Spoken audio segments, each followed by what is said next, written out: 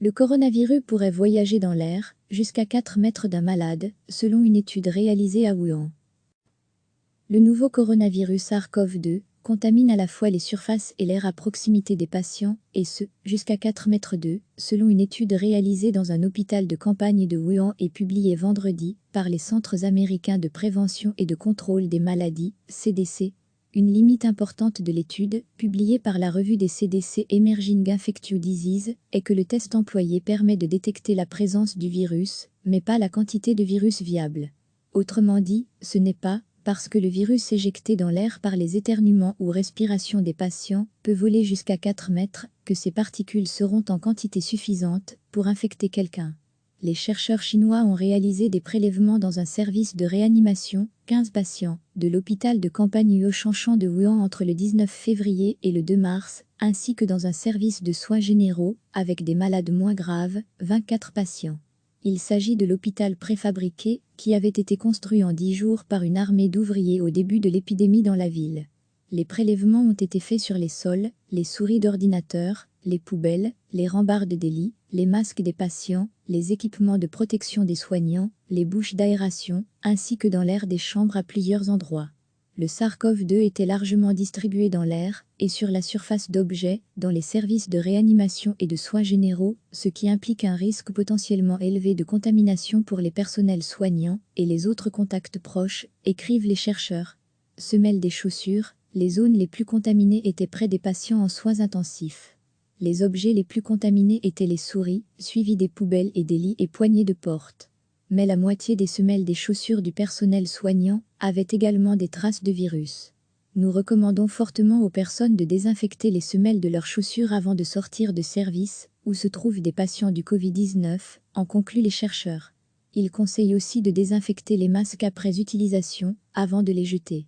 Le virus a aussi été détecté dans l'air, plus souvent près du lit du patient que près des stations de travail des médecins. Mais ils en ont trouvé une fois à 4 mètres du malade, ce qui leur fait écrire que la distance maximale de transmission d'un aérosol de SARS-CoV-2 pourrait être de 4 mètres. Le virus a aussi été trouvé sur la bouche d'aération, par où l'air des chambres est évacué. Étant donné la contamination importante de l'environnement des patients, les chercheurs estiment que l'isolement à domicile des personnes avec un Covid-19 suspecté pourrait ne pas être une stratégie efficace de contrôle. Le mode principal de contagion du nouveau coronavirus est les gouttelettes relativement grandes produites quand on tousse ou éternue. Mais nous émettons aussi des gouttelettes microscopiques en parlant et en respirant, et la présence du coronavirus en quantité suffisante à l'intérieur de ces gouttelettes, aérosols, fait l'objet d'un débat scientifique intense. Par précaution, les États-Unis ont recommandé de se couvrir le visage pour éviter que des personnes porteuses du virus, mais sans symptômes, ne contaminent d'autres gens en parlant ou en respirant. AFP recevait chaque matin l'essentiel de l'actualité.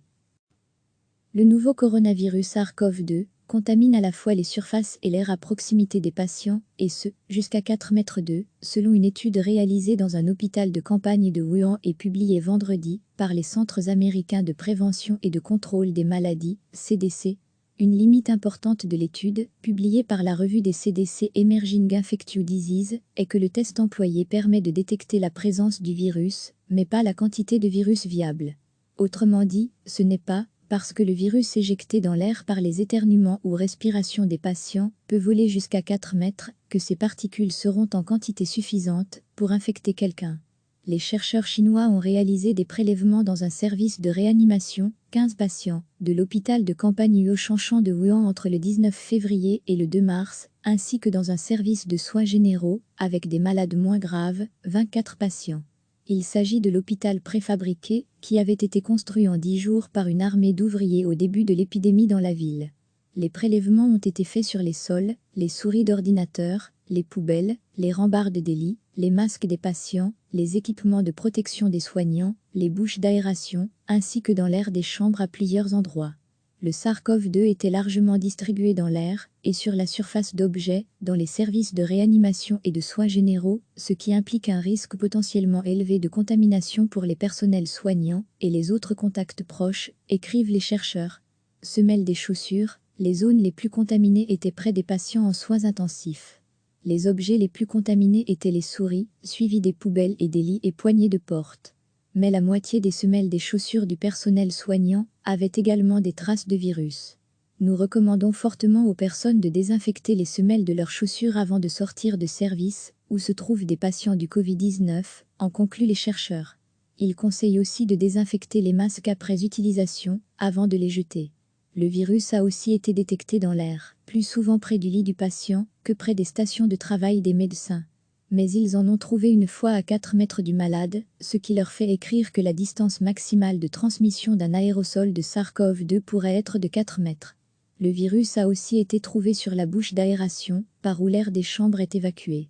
Étant donné la contamination importante de l'environnement des patients, les chercheurs estiment que l'isolement à domicile des personnes avec un Covid-19 suspecté pourrait ne pas être une stratégie efficace de contrôle.